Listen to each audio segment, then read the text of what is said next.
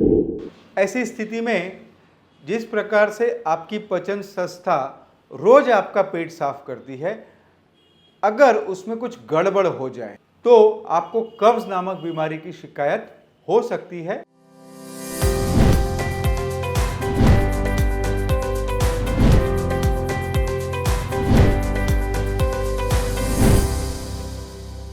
मैं डॉक्टर रवि हिरानी मेरे इस YouTube चैनल में आप सभी का स्वागत करता हूं। देखिए, आज के वीडियो का विषय है कब्ज यानी कॉन्स्टिपेशन। ये एक ऐसी सामान्य स्थिति है जिसमें किसी भी व्यक्ति के पेट साफ न होने का कारण होता है। ऐसी स्थिति में जिस प्रकार से आपकी पाचन संस्था रोज आपका पेट साफ करती है, अगर उसमें कुछ गड़बड़ हो जाए, अगर उसमें कुछ तकलीफ हो जाए तो आपको कब्ज नामक बीमारी की शिकायत हो सकती है। मैं इस वीडियो में कब्ज के कुछ कारणों के बारे में आपके साथ जानकारी साझा कर रहा हूं। इनके कारणों को हम दो कैटेगरी में डिवाइड कर सकते हैं, एक जो बहुत ही कॉमन है और एक जो बीमारी संबंधी है। पहले हम 8 कॉमन कारणों के बारे में जान लेते हैं। तो मेरी यह दरख्वास्त है कि आप अगर एक पेन और पेपर लेके बैठेंगे तो आप बहुत आसानी से इन कारणों के बारे में जान सकेंगे। कारण नंबर 1, अगर आपके खान पान में आप लो फाइबर डाइट ले रहे हैं।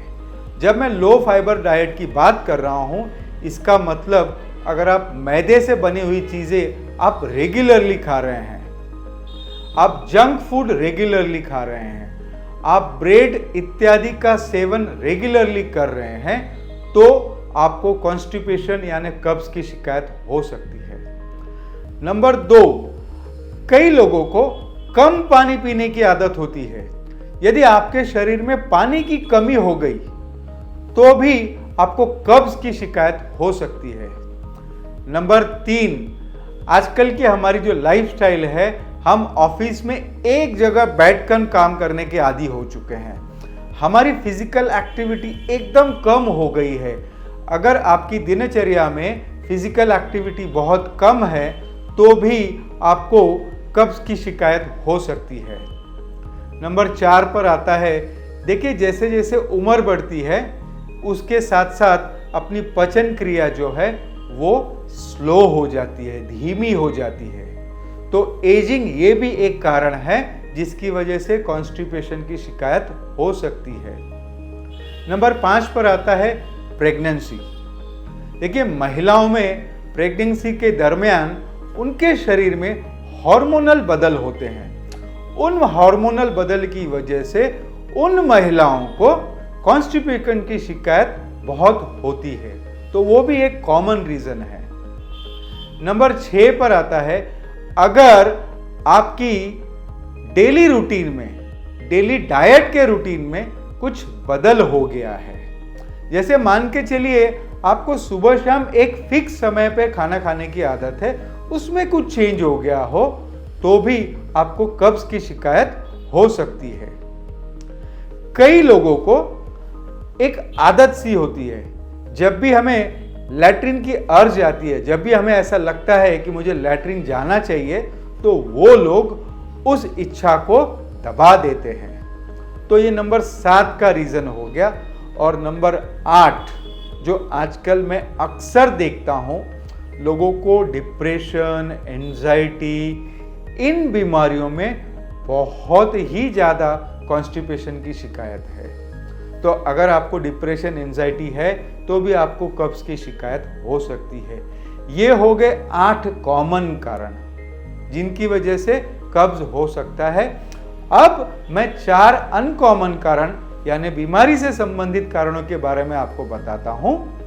पहला है, यदि आपको पेट संबंधित कोई बीमारी है, जैसे कि आपको अगर कैंसर है, इरिटेबल बाउल सिंड्रोम है, तो भी आपको कॉन्स्टिपेशन यानी कब्ज की शिकायत हो सकती है।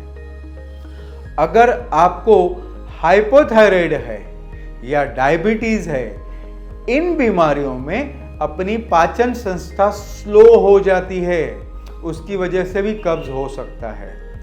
अगर आपको ब्रेन से संबंधित कोई बीमारी है, जैसे मैंने कहा कि एजिंग के साथ साथ आपको Alzheimer disease, Parkinson disease, multiple sclerosis, इन नामक बीमारियों में भी कब्ज की शिकायत होती है। और लास्टली, कई लोगों को मेडिसिन लेने की आदत होती है। जो लोग एसिडिटी के शिकार हैं, एंटासिड की गोली रेगुलर खाते हैं, डिप्रेशन के शिकार हैं, डिप्रेसेंट खाते हैं, या उसके अलावा भी कई ऐसी दवाइयां हैं जिनका साइड इफेक्ट आपकी पाचन संस्था को स्लो कर सकता है, तो भी आपको कब्ज की शिकायत हो सकती है। तो आपने देखा, मैंने कॉमन और अनकॉमन इन कारणों के साथ आपको साझा किया है। मैं आने वाले वीडियो में, अगर आपको कॉन्स्टिपेशन की शिकायत है, अगर आपको कब्ज की शिकायत हो, तो आपको क्या करना चाहिए, क्या नहीं करना चाहिए, उसके होम्योपैथिक उपाय, उसके घरेलू उपचार, इन बातों के बारे में भी मैं आपके साथ जानकारी साझा करूंगा। तो जुड़े रहिए मेरे इसी YouTube चैनल के साथ। धन्यवाद।